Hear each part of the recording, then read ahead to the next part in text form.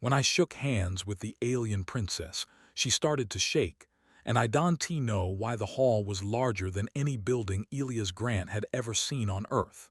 It was not tall in the human way, but wide and open, stretching out like a quiet sea made of crystal and soft light. The floor reflected the ceiling, and the ceiling reflected the floor, so it felt as if everyone inside was standing between two skies. Elias walked forward with measured steps, his hands relaxed at his sides. He had practiced this walk many times in training, but the real thing felt different. Every sound seemed too loud. Every breath felt noticed. This was humanity's first true diplomatic meeting with the Aurelian Conquered, a group of alien civilizations older than most human nations combined. Years of careful messages, translations, and distant talks had finally led to this moment. Today was not about trade or war. It was about introduction. Elias was not a soldier. He was not a famous leader. He was chosen because he was calm, polite, and good at listening. Some said that was humanity's best face. Others thought it was a risk. Across the hall, the Aurelians waited. They were taller than humans, with smooth, pale skin that seemed to softly glow under the hall's lights. Their eyes were dark and wide, with no visible white, and they moved with a grace that felt slow but exact. Their clothing was elegant and flowing, decorated with symbols Elias did not yet understand. At the center stood Princess Sarilith. She was the reason the room felt so still. As heir to the Aurelian Conquered, she represented more than her people. She represented history, law, and balance. Her presence carried weight without effort. She stood perfectly straight, her hands folded calmly, her expression neutral but alert. Elias stopped at the marked position on the floor just a few steps away from her. The translators hummed softly as they adjusted to the air between them. The formal greeting began. Words were exchanged, slow and careful. Each sentence was approved by advisors on both sides. Elias spoke when prompted, his voice steady. He thanked the Conquered for the meeting. He spoke of peace, cooperation, and shared curiosity. Princess Sarilith listened without moving. When she replied, her voice was smooth and clear, carrying no strong emotion. She welcomed humanity and acknowledged their arrival among the stars. Everything was going exactly as planned. Then the moment came that no one had planned for. At the end of the greeting, Elias did what he had done his entire life. He offered his hand. It was not a decision made by thought. It was habit.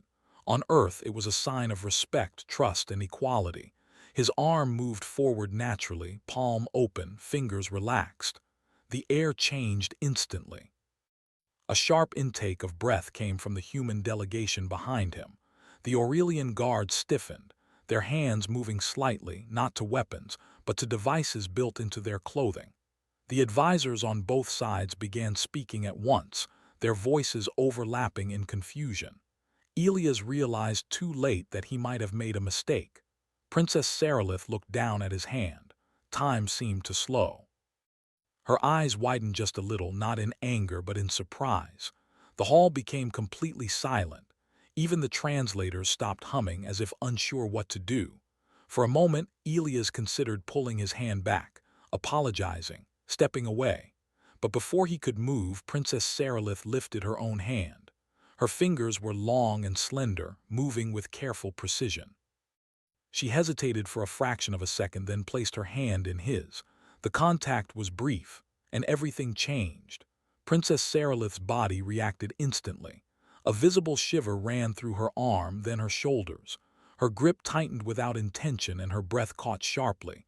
Her eyes lost focus, as if she were seeing something far away. Elias felt none of it. To him, her hand was cool and smooth. The handshake felt normal, almost gentle. He smiled politely, unaware that his simple gesture had triggered something no one expected. Then the princess began to shake. Not violently, but enough that it could not be ignored. Her legs shifted as if trying to steady herself. The guards moved forward in alarm, their expressions suddenly tense. Advisors shouted orders in their own languages.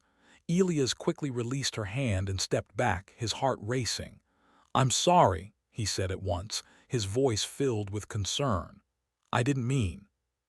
The shaking slowly faded, but her expression had changed. Her calm was gone, replaced by something deeper and harder to define. She looked directly at Elias, not at his face but at his eyes. For a long moment they simply stared at each other. Then she straightened and spoke a single word in her own language. The translators hesitated, then converted it into human speech. Remove him. The walls were smooth and softly lit, without corners or shadows. A chair rose from the floor as he entered, shaped to fit a human body with surprising accuracy. He sat, trying to calm his breathing. His mind raced. Had he insulted them? Broken a law? Triggered a biological reaction? Every training lesson ran through his thoughts, and none of them explained what had happened. After several long minutes, the door opened. An Aurelian scientist entered, followed by a human liaison officer. The scientist's expression was serious but not hostile. "You are not in danger," the liaison said quickly. "At least, not in the way you're thinking." "You felt nothing during the contact?" the translator asked. "No," Elias said, "just a handshake." She was unharmed, but she was changed. "What did you feel?" one scientist asked gently. Sarilith closed her eyes. "I felt him," she said. "All of him, his fear, his calm, his memories brushing against mine without force or intention." "They feel everything," she whispered, "and they endure it." There were no clocks, no windows, and no clear sense of time passing. Elias sat quietly, his hands resting on his knees, forcing himself to breathe slowly. He kept replaying the moment in his mind. The handshake, the sudden change in the room, the way the princess had shaken as if something unseen had struck her. He had meant no harm. On Earth, the gesture meant trust. Here it had meant something else entirely. After what felt like hours, the door opened again. This time, 3 Aurelians entered. One was the scientist from before. Another wore formal robes marked with thin silver lines, likely a legal or diplomatic authority. The third was Princess Sarilith herself. Elias stood at once. She moved slowly, as if each step required thought. Her posture was controlled, but her hands were folded tightly in front of her, fingers pressed together. Her eyes remained fixed on Elias, studying him in a way that felt less like judgment and more like careful observation. "You may sit," she said. Elias obeyed. The Aurelians took positions around the room, forming a loose circle. No guards stood close. That alone told Elias this meeting was not about punishment. "You broke protocol," Sarilith said calmly. "Yes," Elias replied. "I understand that now. I'm sorry. Princess, if I may." "When I touched you," she said, "I felt your emotional state without effort. There was no barrier, no resistance. That should not be possible." "You felt afraid," Sarilith continued. "But you did not hide it. You felt responsibility, concern for others, and a steady desire to do what you believed was right. These emotions were not controlled. They were accepted. Long ago, my people learned that emotions could be used against us. Fear, doubt, guilt. Entire civilizations fell because their leaders felt too deeply. So we evolved, both culturally and biologically, to shield ourselves. What you call a handshake is, to us, a deep exchange. But they reminded me of something we believed lost." She studied Elias again, more carefully than before. "It means," she said finally, "that humanity is not what we thought." On the other side of the station, Sarilith stood alone in a private chamber. The lights were dimmer here, warmer. She placed her hands flat against a smooth surface and closed her eyes. The memory returned instantly. The handshake, the sudden flood of feeling. She had expected confusion, maybe discomfort. Instead, she had felt a complete emotional landscape. Fear that did not control action. Doubt that did not stop movement. Pain remembered but not allowed to rule the present. It was not chaos. It was balance. Her people believed such openness was weakness. And yet the human standing before her had not been weak. He had been steady. That disturbed her more than the shaking ever had. In the following days, tests were conducted quietly. Not on Elias alone, but on recorded human interactions. Conversations, historical footage, emotional responses during crises. The results were consistent. Humans did not suppress emotion, they integrated it. Aurelian scientists gathered in small groups speaking in low tones. Some were curious, some were uneasy, a few were afraid. If this is true, one said, then they are resistant to emotional influence. You are under observation. When he felt nervous, it showed. Each time, Sarilith felt the same quiet resonance, not intrusion, connection. By the end of the meeting, she made a decision that would change everything.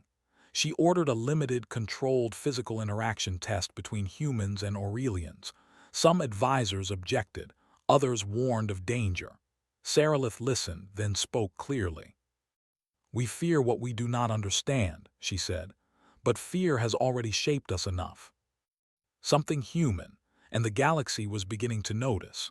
The chamber prepared for the interaction test was smaller than the Great Hall but far more important. The walls were layered with soft energy fields, invisible but powerful. Every movement inside was recorded. Every heartbeat, every breath, every shift in emotion was watched carefully. Elias stood at the center of the room. This time he knew what was coming, and that somehow made it harder. He had been briefed as gently as possible. The Aurelians believed human emotions carried something rare. Not power in the violent sense, but stability. The kind that did not break under pressure. Elias still did not fully understand it, but he understood one thing very clearly. They were afraid. Across from him stood 3 Aurelians. One was Princess Sarilith. The other 2 were volunteers chosen for their strong emotional control and training. They stood straight, calm, their faces carefully neutral. "You may stop this at any time," Sarilith said. Elias nodded. "Same for you." Just proximity, the Aurelians stepped closer. As they did, sensors reacted, emotional readings shifted. Elias felt it too, though he could not explain how. The air seemed heavier, like standing near someone who was deeply focused. He did what he always did when he felt pressure. He breathed, slowly, steadily. He thought about his home, about Earth skies and familiar sounds, about people he trusted.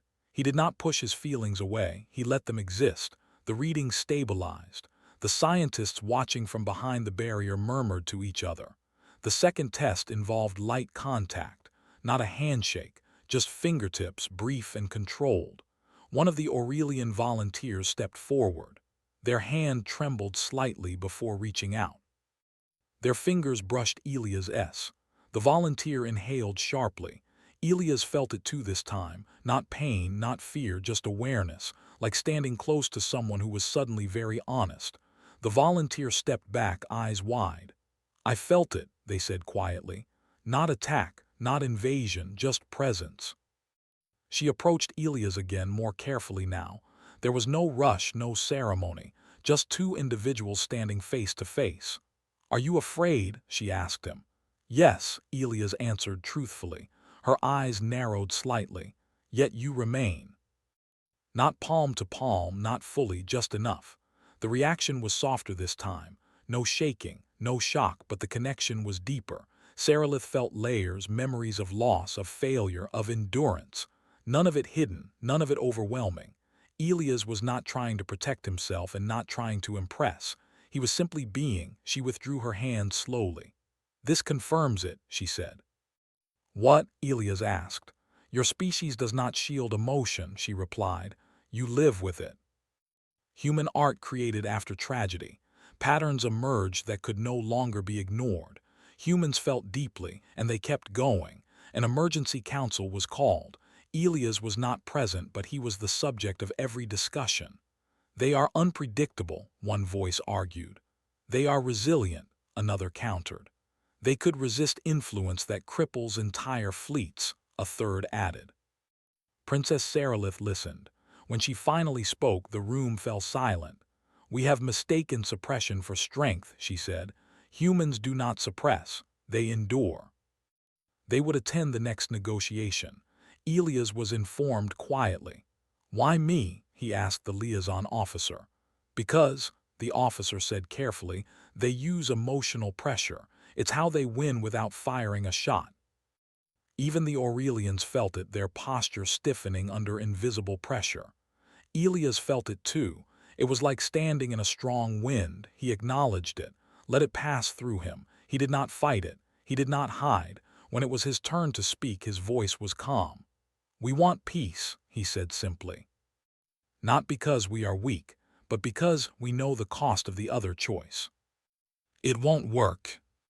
The Conquered updated its records that day. Humanity was no longer classified as emotionally volatile. They were classified as emotionally integrated. And in a galaxy built on fear of feeling, that made them something entirely new. The station did not sleep anymore. Lights stayed active across every corridor. Advisors moved in quiet groups. Messages passed between systems at a speed that made Elias' head spin when he tried to understand it. Humanity's presence had changed something deep inside the Conquered, and now that change was spreading outward. Elias felt it even in his small quarters. He was no longer just a guest. He was no longer just an observer. He was a variable. Princess Sarilith stood before the full Conquered Council for the first time since the negotiation ended. The chamber was filled with representatives from dozens of species, each one watching her closely. Some were curious. Some were uneasy. A few were openly wary. "The recent encounter confirms our findings," Sarilith said, her voice steady and clear. "Human emotional structure resists external destabilization. But can an entire species be judged by a single human?" The human liaison officer stood beside him. "This is bigger than diplomacy now," she said quietly. Elias looked around. "It feels like everyone expects me to break something just by standing here." "There is concern," she said directly. "Other powers believe the Conquered is changing its balance." "This sector is unstable," she explained. "A coalition outside the Conquered has long used emotional coercion to force agreements. They do not conquer, they pressure." The Conquered would send a mixed delegation to the unstable sector: Aurelians, other member species, and one human, not as a shield, as a test. The journey took days. Elias spent most of the time watching stars slide past the viewports, thinking about how strange it was that his entire species was being judged by something they had never even named. On Earth, feeling deeply was normal. Pain, hope, fear, joy. Humans learned early that life did not stop just because emotions hurt. Here, that lesson was revolutionary. When they arrived, the atmosphere changed immediately. Even before the first meeting, the pressure began, subtle at first, then stronger. Aurelian delegates stiffened. One paused, hand pressed to their chest, breathing carefully. Elias felt it too. This time the pressure carried anger, not loud, not sharp, just heavy like disappointment layered over threat.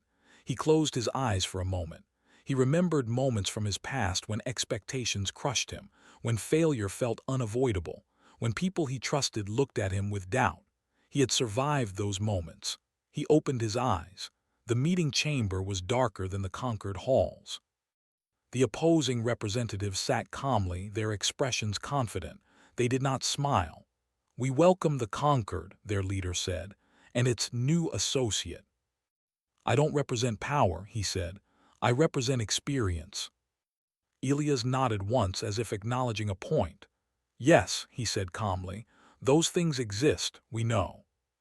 On the return journey, no one spoke for a long time. Finally, one of the Aurelian delegates turned to Elias. "How do you do it?" they asked. Elias thought for a moment. "We don't think of feelings as enemies," he said. "They're just weather. Sometimes it's bad, you still walk forward." Not as leaders, not as enforcers, as stabilizers. This made some members of the Conquered uncomfortable. During a closed council, objections rose again. "They will gain influence," one said, "not through power but necessity." "So did we once." She noticed how he grew tired, how he took quiet moments alone, how he never pretended to be stronger than he was. That honesty, more than anything, changed her. One evening, she joined him near a viewport. "Do you ever wish you felt less?" she asked. Elias considered the stars. "Sometimes," he admitted. "But then I think about what I'd lose." In that moment, the conquered crossed an invisible line. Humanity was no longer just being studied. They were being trusted, and the galaxy was adjusting to a truth it had never faced before. Strength did not always come from control. Sometimes it came from the courage to feel and move forward anyway. The conquered station felt different now. It was not louder or brighter, but there was a quiet movement beneath everything, like a slow current changing direction. Delegates spoke more openly. Scientists argued less about control and more about understanding. Even the air seemed less heavy. Elias felt it most when he walked the corridors. People looked at him differently, not with fear, not with awe, with something closer to curiosity mixed with respect. He did not like being important, but he accepted that something larger than him was happening. Princess Sarilith stood before the council again, but this time Elias stood beside her, not in front, not behind, beside. "The recent missions confirm our conclusions," Sarilith said. "Human emotional integration provides stability in high-pressure interactions.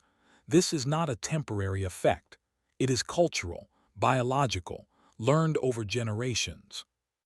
They are resistant to manipulation because they have already faced themselves." The designation carried no military authority, no command, no control. It carried trust. Across known space, the announcement spread. Some reacted with relief, others with concern, a few with anger. A species that could not be easily influenced disrupted long-standing strategies, but none could deny the results. In the days that followed, Elias prepared to return to Earth. His role was nearly complete. Others would follow him. Humans trained not to dominate but to support, to listen, to stand steady when pressure came. On his final day aboard the station, Princess Sarilith requested a private meeting. They met in a quiet observation chamber, stars drifting slowly beyond the glass. "You will leave soon," she said. "Yes," Elias replied. "Others can do this work too." From emotion, "I can feel it," she said quietly. "Still, your fear, your hope, your doubt. You remind us that feeling does not mean breaking. Not as shields, not as weapons, but as anchors." When pressure rose, humans did not panic. They acknowledged fear and continued speaking. That alone changed outcomes. Conflicts did not disappear, but fewer escalated. Princess Sarilith watched these changes from afar. She encouraged her people to loosen their emotional restrictions, slowly and carefully. Not to become human, but to relearn what they had buried. One day she stood again in the great hall where it had all begun. She remembered the first handshake, how it had shaken her world. She smiled. The conquered was stronger now, not because it controlled more, because it understood more. And humanity took its place among the stars, not as conquerors, not as rulers, but as something rare. A species that felt deeply, a species that endured, a species that proved the greatest strength was not the absence of fear, but the courage to live with it and still move forward. And all of it began with a simple human gesture, offered without thought but full of meaning.